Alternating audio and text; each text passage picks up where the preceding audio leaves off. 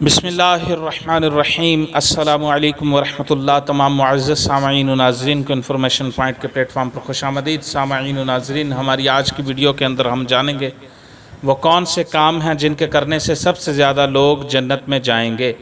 कौन से काम ऐसे हैं जिनके करने से सबसे ज़्यादा लोग जन्नत में जाएंगे। इस बारे रसूलुल्लाह सल्लल्लाहु अलैहि वसल्लम ने क्या इरशाद फरमाया।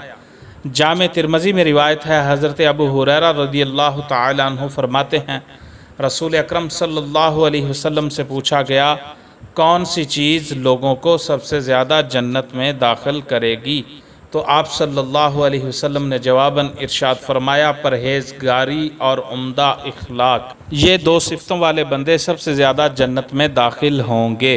जामे तिरमज़ी की रिवायत, हज़रत अबू हुरैरा रज़ियल्लाहु अन्हु रावी, रसूलुल्लाह सल्लल्लाहु अलैहि वसल्लम से पूछा गया, कौन सी चीज़ सबसे ज़्यादा लोगों को जन्नत में दाखिल करेगी। तो आप सल्लल्लाहु अलैहि वसल्लम ने इरशाद फरमाया, परहेज़गारी और उम्दा इखलाक।